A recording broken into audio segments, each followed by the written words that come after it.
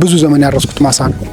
ብዙ ዘመን ከማምራቱ የተነሳ በቃ ውጤታማ አልነበርኩም። እዚህ ጋር አርሳለሁ፣ የባለሙያ ምክር እቀበላለሁ፣ ግብአቶች እጠቀማለሁ፣ ግን ውጤታማ አልነበርኩም። እንደዚህ አይነት የሚያምር ሰብል አይቼበት አላውቅም።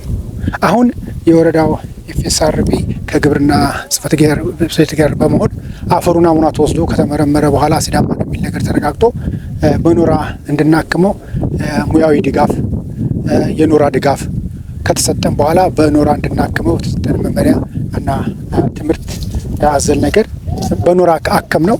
በኖራ ካከምን በኋላ በመስመር እንድንዘራው መመሪያ ተሰጠ፣ ትምህርት ተሰጠን። በመስመር የመዝራት ብቻ አይደለም የግብአት ድጋፍ ተደርጎልናል። የምርጥ ዘር፣ የማዳበሪያ፣ የዩሪያ ዳፕ ድጋፍ ተሰጥቶኝ እኔም በቁርጠኝነት ገብቼበት ለማስተማር እስከሆነ ድረስ አንደኛ ማስተማር፣ ሁለተኛ ጊዜ ደግሞ ራሴንም የሚለውጥ ነገር ነው። ይኸው ምርቱ የበለጠ እንደሚሆን በአይን የሚታይ ነገር ነው። እኔ ስለማውቀው በፊት የነበረው ዛላና አሁን የነበረው ዛላ ከአንድ ዛላ እኔ በፊት 30 ወይ 40 ፍሬ ነበረ እንደ ጠርጥረን የምናገኘው። ያ ማለት አነስተኛ ምርት ነው። ዛሬ ላይ ከ80 ፍሬ በላይ ከአንዱ ከ80 እስከ 90 ፍሬ ዛላ ማለት ይሄ ነው ማሳይሽ ነው። ከዚህ ቢጠረጠር ከ80 እስከ 90 ፍሬ ይገኛል። ያ ደግሞ ምንድነው በፊት ከነበረው ምርት እጥፍ ይገኛል እንደማለት ነው።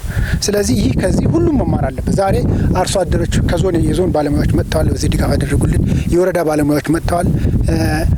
የዚህ ቀበሌ አርሶ አደሮች በዚህ ትምህርት ሊወስዱ መጥተዋል። ሁሉም እያየ ነው የሚማርበት ነገር እንደሚሆን እገምታለሁ።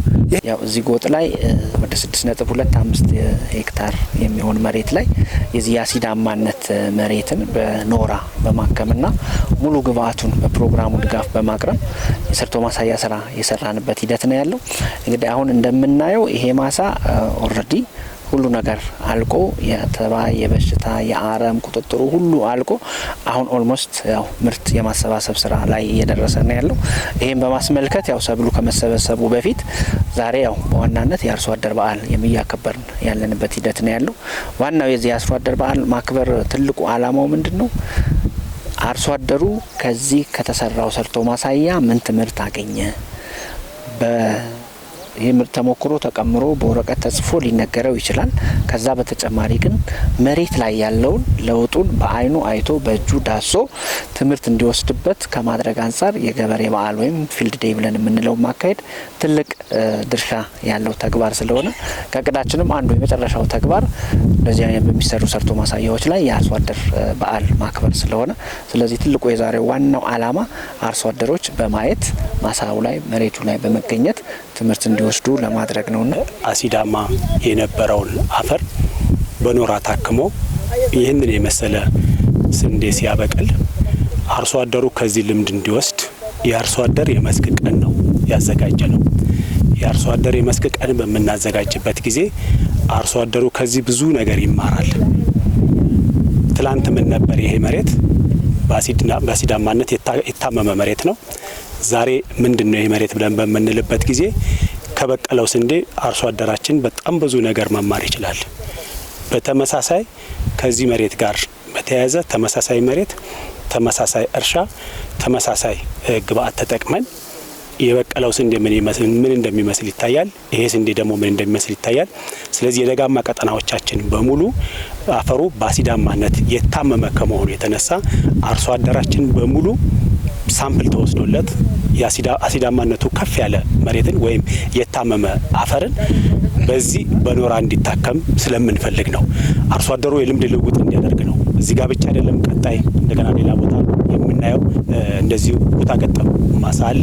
በኖራ አፈር የታከመ በኖራ ታክሞ በጣም የተሻለ ስንዴ የምናየው ከአንድ ሄክታር ከ10 እና ከ15 ኩንታል ያልበለጠ ያገኙበት የነበረ አሁን ግን ከ65 ወይም ከ70 እስከ 80 ድረስ ሊያገኙ በሚችልበት ሁኔታ ነው ያለው። ይሄ ትልቅ ልዩነት ነው። ይህንን ትልቅ ልዩነት አርሶ አደሩ እንዲገነዘብልን ነው፣ እንዲረዳልን ነው። ተረድቶ ማሳውን በእንክብካቤ ይዞ እነዚህ ይሄ ኖራ ተጠቅሞ ምርትና ምርታማነቱን እንዲያሳድግ ትልቁ አላማችን ነውና ይሄ ስንዴ ያው እንደምታዩት አሲዳማ መሬት ነበረ። ከዛ በፊት ምርት ማይሰጥ መሬት አሲዳማነቱን በግብርና ኖራ በማከምና የተቀናጀ የአፈር ለምነት የሚያሻሽሉ ቴክኖሎጂዎችን ሙሉ ፓኬጅ በመጠቀም ተዘርቶ በመኮትኮት ጸረ ኬሚካል በመርጨት ከእርሻ ዝግጅት ጀምሮ ዛሬ እስከምናየው ምርቱ እስከሚደርስ ድረስ አስፈላጊውን እንክብካቤ እየተደረገለት ዛሬ እንዲህ ባማረና እንዲህ በሚመስል መልኩ ይኸው ምርቱ ምናይ ነው የሚሆነው።